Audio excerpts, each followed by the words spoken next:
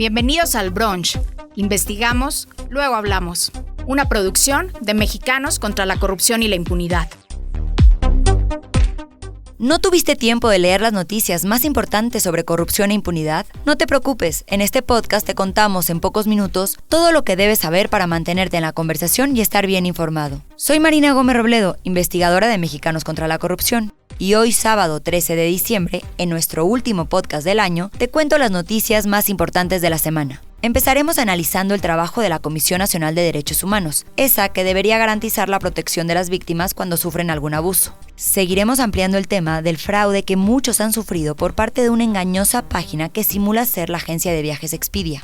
Hablaremos del Plan Michoacán, que presentó la presidenta para calmar la crisis de seguridad y de crimen organizado de este estado. Analizaremos cómo está México en términos de corrupción e impunidad a raíz del Día Internacional contra la Corrupción. Y terminaremos con un invitado muy especial que nos contará cómo afecta el ecosistema digital actual a nuestra democracia. Así que, ¿ya tienes tu café o ponche listo? Disfrútalo y acompáñanos. Hoy empezamos este brunch con un platillo que parece perfecto en la foto, pero que no cumple las expectativas, como unos chilaquiles con mucha salsa pero poca sustancia. Una noticia que vuelve a dejarnos con la ceja levantada frente al menú oficial del gobierno. Como algunos de ustedes sabrán, el 10 de diciembre se conmemoró el Día de los Derechos Humanos y con esto en mente, es imposible no voltear a ver qué está haciendo la institución que debería garantizar justicia cuando alguien es víctima de abusos, la Comisión Nacional de los Derechos Humanos. La CNDH tiene una deuda histórica con el pueblo de México y en la actual administración nos comprometemos a resarcir el daño cometido durante décadas de simulación y omisiones. Caminamos juntos en busca de justicia, verdad, memoria y reparación del daño a las víctimas de violaciones de derechos humanos. En la CNDH defendemos al pueblo. La CNDH presume que hoy produce más recomendaciones que nunca. Pero esas recomendaciones no se cumplen o se cumplen a medias. Recordemos que las recomendaciones son pronunciamientos públicos donde esta comisión documenta los abusos y pide la reparación del daño, y aunque no son legalmente vinculantes, sí deberían mover a las autoridades a actuar. Pero bajo la gestión de Rosario Piedra Ibarra, solo una de cada 127, es decir, 0.7%, alcanza cumplimiento total. Es como decir que entregas muchos pedidos, pero solo uno llega completo a la mesa. Para entender mejor qué está pasando detrás de esta producción sin impacto, nos acompaña Sebastián Arcos, analista de datos de Mexicanos contra la Corrupción.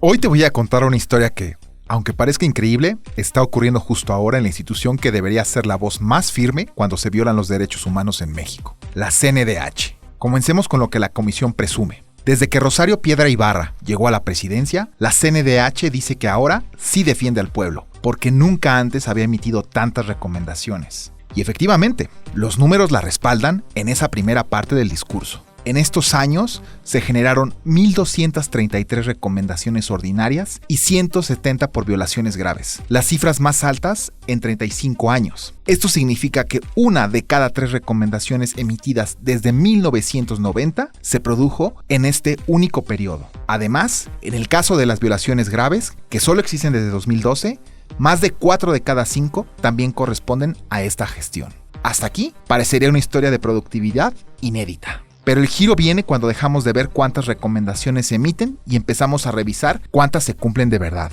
Y ahí ocurre algo que transforma completamente la narrativa. La recomendación, después de emitida, se queda en el aire. De hecho, se convierte en lo que podríamos llamar papel mojado. Entre 2020 y 2024, de 2,031 recomendaciones, solo 16 alcanzaron un cumplimiento total. Esto representa 0.7%. O dicho de otro modo, una de cada 127. Es la proporción más baja registrada desde que existe la CNDH.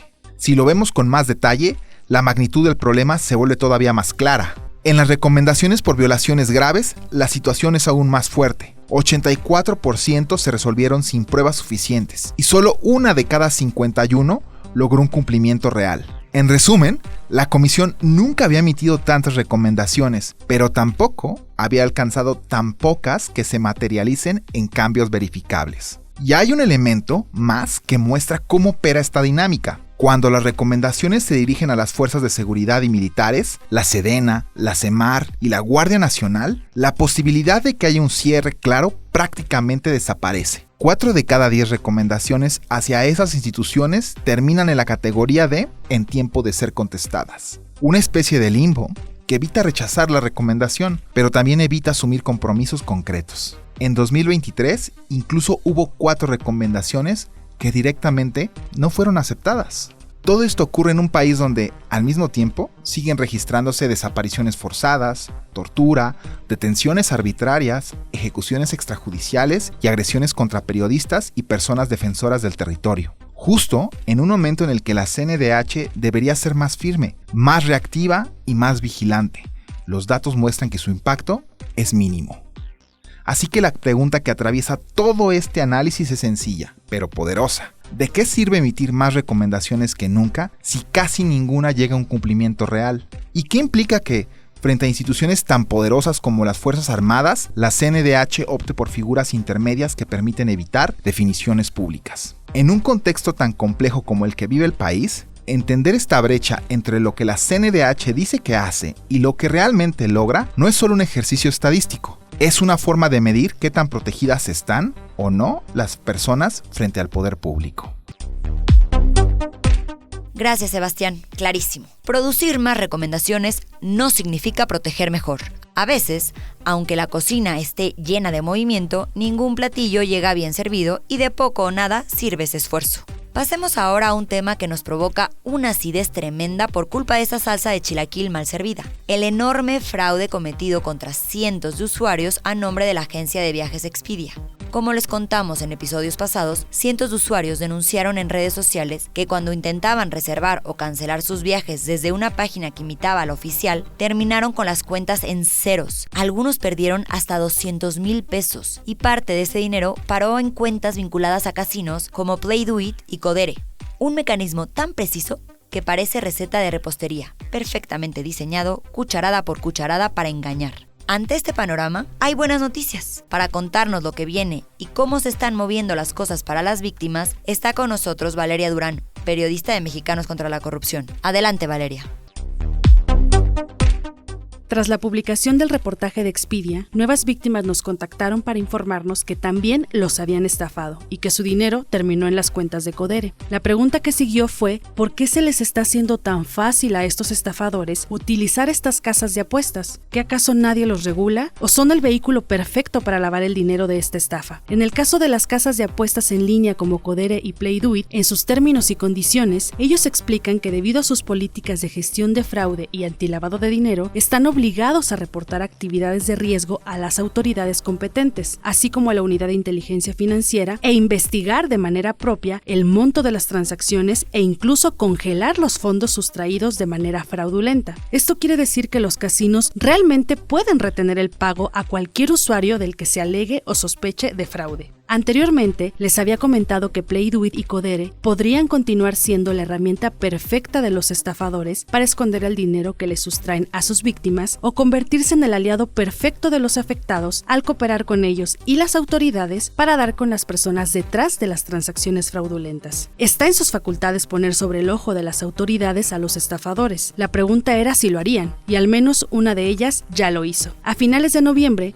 Play Do It se puso en contacto con Mexicanos contra la Corrupción y nos informó que comenzó una investigación interna para rastrear a los usuarios responsables de esta estafa. Su investigación dio como resultado que algunos de estos cargos fraudulentos fueran revertidos y algunas de estas víctimas recuperaron su dinero. Pero falta un casino más involucrado: Codere. Después de varias peticiones de entrevistas, el área de comunicación de Codere informó que comenzará sus propias investigaciones para rastrear estos movimientos fraudulentos. La utilización de los casinos en esta estafa es muy relevante porque el pasado 11 de noviembre, la Secretaría de Hacienda y Crédito Público informó en un comunicado que identificaron a 13 casinos en donde se detectaron operaciones sospechosas y, por su alto riesgo financiero, estas fueron listadas como personas morales bloqueadas para proteger a los los usuarios y así evitar que estos espacios sean usados por el crimen organizado. En el caso de esta estafa que revelamos, hay indicios de delincuencia organizada, debido a que se trata de un esquema de fraude que afecta a la fecha a más de 1,000 usuarios. Las nuevas víctimas de esta estafa reportaron que sus tarjetas fueron ingresadas en la plataforma de apuestas de Codere, y en próximos días sabremos si este casino también colabora con las víctimas y las autoridades para detener este esquema de estafa y evitar que su sistema siga siendo utilizado para ocultar el dinero robado a sus víctimas.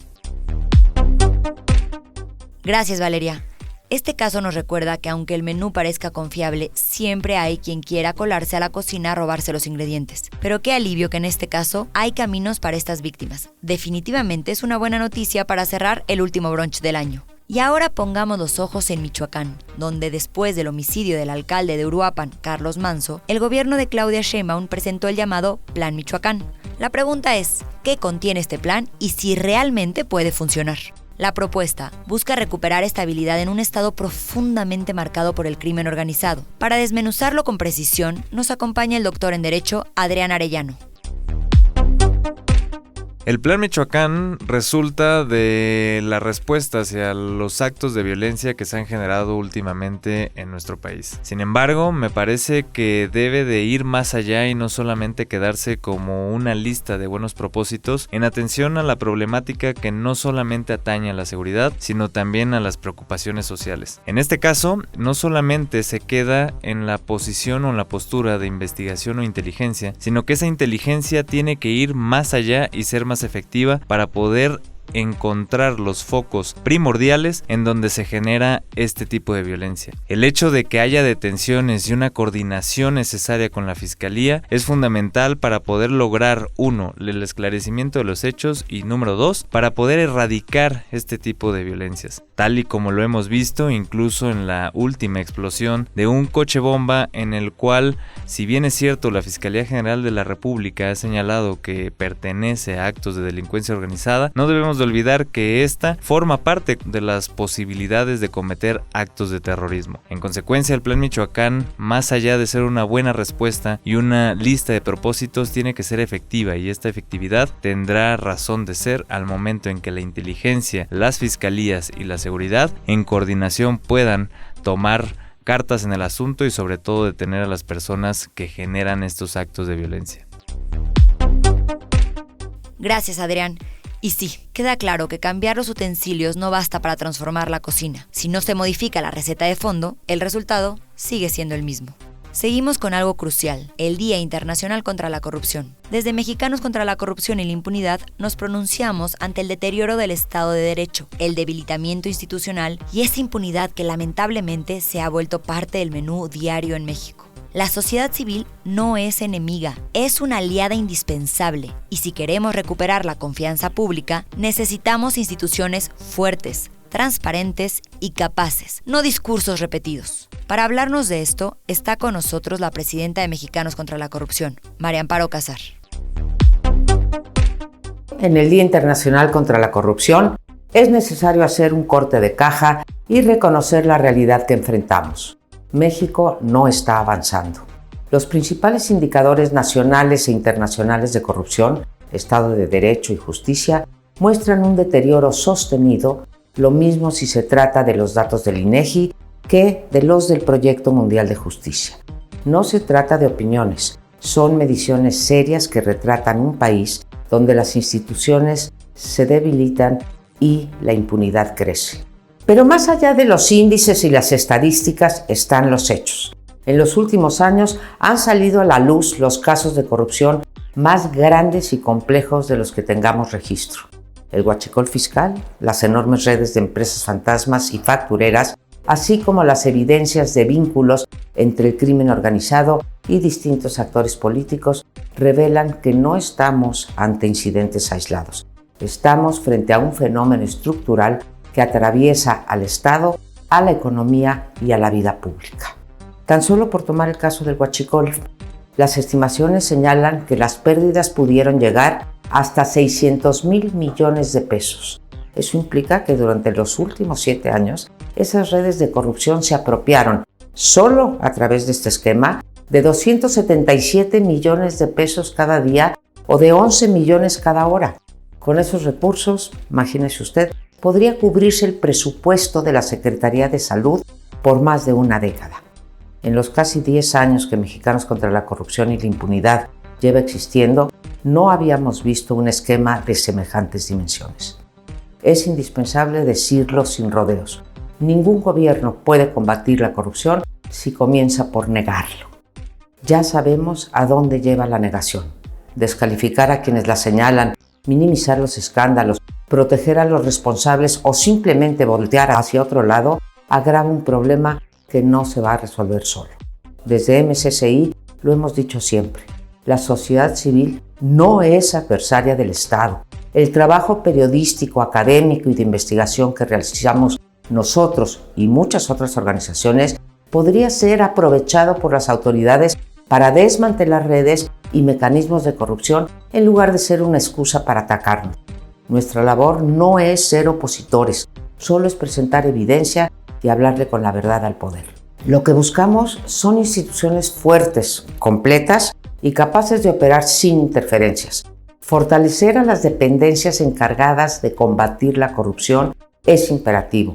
Requerimos un sistema que funcione, que investigue, que sancione, que prevenga.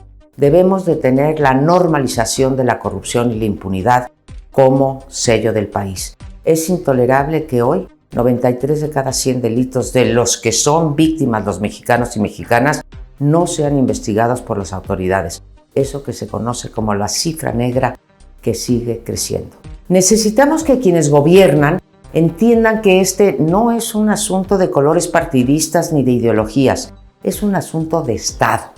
La crisis de violencia, los problemas de desabasto de medicamentos, el aumento de carencias de salud, el débil crecimiento económico y tantos otros problemas públicos que hoy vivimos se agravan como consecuencia de la corrupción y la inacción frente a ella. México merece instituciones que funcionen, procesos transparentes, autoridades que rindan cuentas, instituciones capaces de resistir presiones y cumplir con su mandato, no espacios para ser ocupados con leales, para aplicar la ley a modo o para vendetas políticas. Exige transparencia como principio, no como concesión. Sí, nosotros denunciamos la corrupción y exigimos resultados, pero también queremos colaborar y tener la oportunidad de que nuestras propuestas sean escuchadas. Si realmente la sociedad y las autoridades estamos comprometidas con un México sin corrupción, este día debería de servirnos para marcar el inicio de algo distinto, no con declaraciones, sino con decisiones, no con discursos, sino con hechos. Ese es el llamado que hacemos hoy y esa es también la responsabilidad que compartimos. Gracias, María Amparo. Sin instituciones sólidas, ni un milagro navideño podría salvarnos. Y para cerrar, tenemos a un invitado de súper lujo. Hoy recibimos a alguien que siempre nos ayuda a pensar con claridad, incluso cuando el ruido digital lo tapa todo. El escritor Juan Villoro. En el brunch le preguntamos cómo afecta este ecosistema digital saturado, polarizado y lleno de trampas informativas a nuestra democracia. Y sobre todo, ¿qué tipo de democracia podemos aspirar a tener cuando el pensamiento crítico se vuelve un acto de resistencia? Es un tema muy importante, el caso de Cambridge Analytica, y tiene que ver justamente con la polarización extrema que se ha establecido últimamente en numerosos países. No hay puntos de confluencia incluso en democracias establecidas. Por ejemplo, en Inglaterra, los Tories y los laboristas, es decir, la derecha y la izquierda, siempre tuvieron una agenda en la que podían confluir más allá de que en lo fundamental estuvieran en desacuerdo. Lo mismo demócratas y republicanos en Estados Unidos, etc. Hoy en día, ese punto de confluencia, que por supuesto era débil y era ocasional, pero existía, simplemente ha desaparecido. La polarización es muy grande y las redes sociales han contribuido notablemente a esto porque ofrecen una dinámica meramente binaria, una posibilidad de que tú o estás de acuerdo o estás en contra, das un like o te sumas a un linchamiento y parecería que en medio no hay nada. El pensamiento complejo que está hecho de matices, de enmiendas, de asociaciones, es un pensamiento que no tiene un asidero dogmático. Puedes estar pensando que cierta tendencia tiene algo positivo y la otra también algo positivo. Y muchas veces estableces, mezclas y aceptas que la ambigüedad es importante, recapacitas, en fin, todo eso que está en la cultura se ha perdido y esto explica éxitos como el de Donald Trump, el de Bolsonaro, el de Milei, el de Salvini primero y luego distintos países de Europa. En fin, entonces esta polarización binaria está afectando mucho. Después de Cambridge Analytica, que fue descubierta como manipuladora de elecciones, ha habido investigaciones sobre la presunta participación de Rusia en distintas campañas y hay un equipo muy importante que es el llamado Team Jorge o Team George, que opera en Israel y que ha influido en más de 20 campañas electorales. El fundador de Team Jorge o Team George trabajó para Cambridge Analytica y ahora está ofreciendo sus servicios. Cuesta $15 millones alterar una elección presidencial en un país. Han tenido clientes en Nigeria, en Indonesia y en otros países. Entonces, esta manipulación está presente, es un problema real y obviamente el antídoto es difícil de entender. Yo creo que el verdadero periodismo es un antídoto contra todo esto, porque no te da solamente una parte militante de la noticia. Cuando tú das una parte militante de la noticia, pasas del periodismo a la propaganda, y el verdadero periodismo tiene que enfrentar las cosas tal y como suceden, aunque vayan en contra de lo que nosotros quisiéramos, ¿no? Y por desgracia este periodismo que todavía existe, que todavía se ejerce, pues no tiene el mismo impacto que tienen las redes sociales. Pero ese es un gran predicamento para las democracias. No podemos tener democracias reales si se trata de democracias digitales. Y en México tuvimos un caso que a mí me pareció particularmente grave. Yo estuve muy involucrado en la campaña de María de Jesús Patricio Martínez, Marichuy, que procuró ser la primera candidata independiente a la presidencia de las comunidades indígenas en la elección de 2018, y el INE puso como requisito para conseguir las firmas que la podrían convertir en candidata, que estas firmas se descargaran en teléfonos inteligentes de gama media, que entonces costaban al menos 3 salarios mínimos. ¿Cómo se le puede pedir a las comunidades indígenas de México que den sus firmas digitalmente cuando que ni siquiera hay conectividad en muchas de sus comunidades? Es decir, el INE en México diseñó una democracia para Suecia y fue un caso de discriminación digital profundo, y naturalmente no se consiguieron las firmas necesarias. Entonces es otra manera también de usar lo digital para que impedir que sectores que no tienen tanto acceso a estos medios puedan participar. Gracias, Juan. Qué necesario es lo que dices. Sin pensamiento crítico, acabamos comiendo cualquier cosa que nos pongan enfrente, sin preguntarnos quién lo preparó o con qué intención. Y eso, para una democracia, puede ser fatal. Gracias infinitas a todas y a todos por acompañarnos a lo largo de estos 33 episodios. Esperamos que el próximo año nos sigas escuchando. Desde Mexicanos contra la Corrupción te deseamos muy felices fiestas. No dejes de escribirnos para decirnos qué platillos se te antojan y así poderte servir el mejor brunch en el 2026. Con todos estos temas terminamos el último episodio del año. No olvides compartirlo y seguirnos en todas nuestras redes para mantenerte informado y sumarte al combate contra la corrupción y la impunidad. Gracias por acompañarnos. Nos escuchamos en el siguiente año. Hasta el próximo brunch. Esto fue El Brunch. Investigamos, luego hablamos. Producción y dirección, Lucía Vergara. Conducción, Marina Gómez Robledo. Voz, Verónica Ayala. Guión y difusión, Janine Baquerí. Diseño de portada, Paola Calvo. Una producción de Mexicanos contra la Corrupción y la Impunidad.